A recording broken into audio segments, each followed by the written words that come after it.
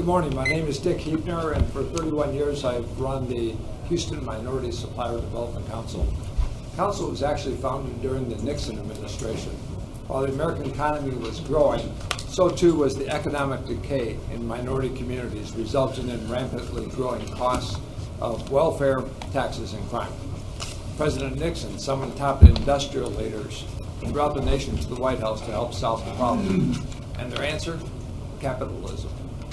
Fueling the growth of minority-owned businesses with corporate expenditures so that as those businesses grew, they would create jobs, economic self-sufficiency, a broader tax base for the community, lower tax rates for all, and increased purchasing power for other goods and services. In essence, created an economic engine that fueled the development of those communities, cities, state, and nation. 2 years ago, the Houston Minority Supplier Development Council contracted with the Institute for Thought Diversity to assess the economic impact that its certified MBEs have on Houston. The study found that there are 677 HMSDC MBEs have a total economic impact of $22.8 billion, which is comprised of $17.1 billion of output, creating more than 67,000 jobs, contributing to the economic well-being of their families and their communities through more than $4.2 billion in salaries and benefits, and generating over $1.4 billion in local, state, and federal taxes. The small investment in an MBE program is paid back many times over. It is an investment we can't afford not to make. The report goes on to state, with the rapidly changing demographics, the minority business sector is arguably the fastest growing segment of small business. Therefore, it stands to reason that ensuring the success of minority businesses will have significant positive effects on both the United States economy in general and the Houston, Texas economy in particular. The choice is clear. It's time for Harris County to join the private sector and public agencies at the federal, state, and local levels who have established MWBE programs that target the development of economically impoverished communities in such a way that it improves our county quality of life, broadens our tax base, and ultimately ensures low tax rates for all Harris County residents. First steps in that direction would be, one, to establish a robust small business program immediately. Secondly, to piggyback off the City of Houston's or the State of Texas's ongoing disparity study to ascertain whether or not a more targeted MWBE program would be justified. It would be my delight to work with you to establish Harris County as the new leader in minority, women, and small business development. Thank you. Good morning. My name is Sandra Klund. Thank you for allowing me to speak today, Honorable Judge and Commissioners. I am president of Klund Acoustical Systems. I am a WBE, SBE, DBE, and also Hub certified. I am a national member of Association of Women's in Construction and WCN, Women Contractors Association, amongst a few. I am here on behalf of women in the construction industry and to expand on why it's very important that Harris County completes a disparity study and builds a diversity program that includes women-owned businesses. According to the Bureau of Labor Statistics, by the end of 2020, it is said that more than 50% of the businesses in the U.S. will be minority or female-owned. That's huge progress. But this also means by 2020 that the minority of business will still be white males. Within the construction industry, which is my industry, that means it is 90% male. I am still at a very disadvantaged situation. Diversity programs exist to give minorities and women business owners a shot at the table. I am here as one of these owners who has faced challenges as a women-owned business and has been directly impacted by diversity programs.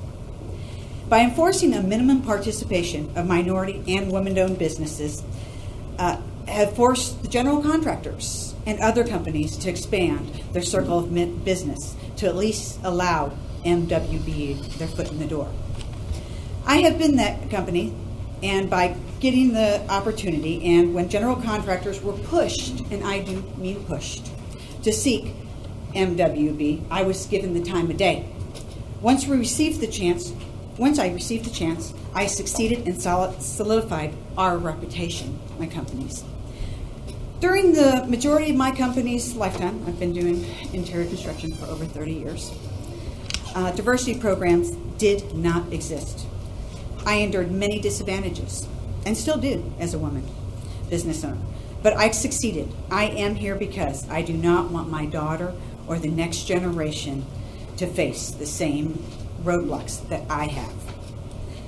Being a minority business, I am asking Harris County to invest in a disparity study and to set goals to support minority and women-owned businesses so the playing field is equal. Thank you for your time. Thank you, Ms. Klun. You said you're in construction. I am. Have you tried to do business with the county? I've never been contacted, to be honest.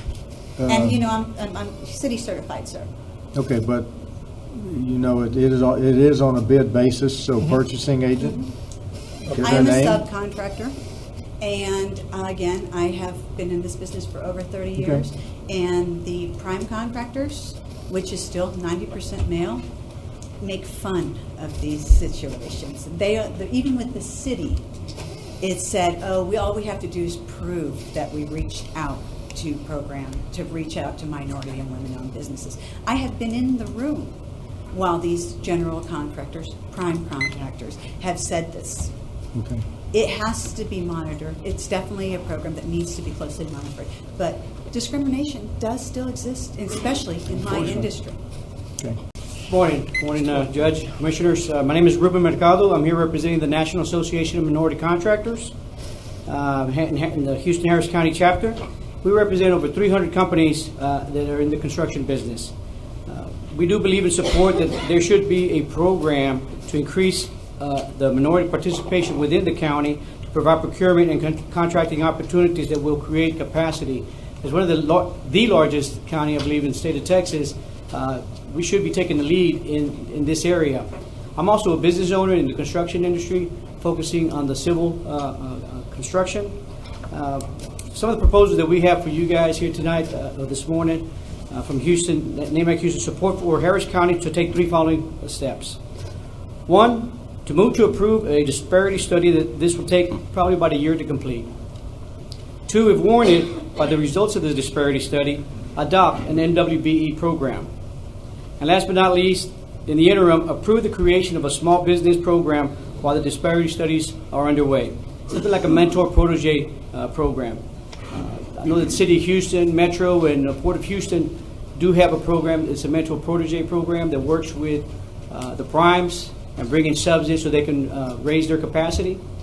Something that certainly would be prudent for Harris County, I believe, to raise the capacity for our contractors, our subcontractors that we have in the City of Houston. So far as your purchasing, we welcome the opportunity to bring in the ITBs, invitations to bid. We can pass it out to our members so we can have some more bids to go up your way for minority contractors. And each year construction keeps going up and up here in the Houston area. We participate a lot. We participate with the City of Houston, with the Houston Community College, University of Houston, Prairie View A&M, Lone Star College.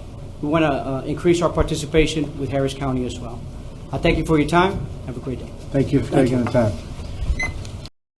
Judge Emmett and Commissioners, I'm here to share our success story as being part of HUB certified and MWBE programs. My business partner and I began Collaborative Engineering Group in 2010 at the depths of the recession. And we are a consulting engineering business. We do mechanical, electrical, and plumbing consulting. And as part of that program, it afforded us opportunities to get contracts through public universities, through the City of Houston, that we wouldn't have normally been able to obtain early on in our existence. A lot of the public universities required 5 years of financials. Well, as a new firm, we didn't have 5 years of financials. And so one of the earliest projects that we teamed up with a much larger engineering firm on was for Prairie View A&M, and they gave us a very small percentage of that because the programs have certain percentages that they have to meet. And so they gave us a piece of the contract. And as we went to interview with Prairie View for that, it became very evident that the much larger engineering firm didn't have the expertise that our 5-person firm had.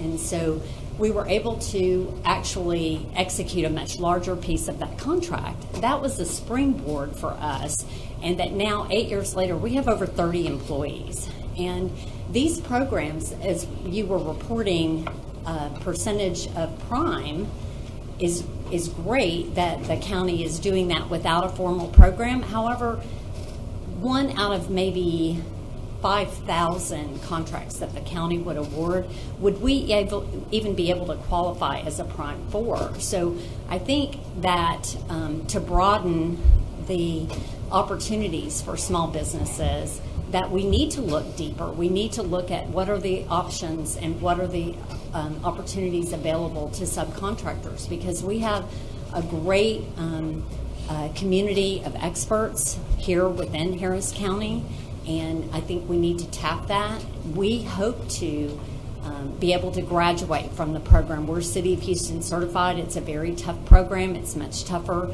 to be City of Houston certified than it is to be State of Texas certified. They're worthwhile programs. And again, I want to emphasize that I think we may be missing the boat in not looking deeper and forcing companies to participate in a program that offers a broader participation for MWBEs.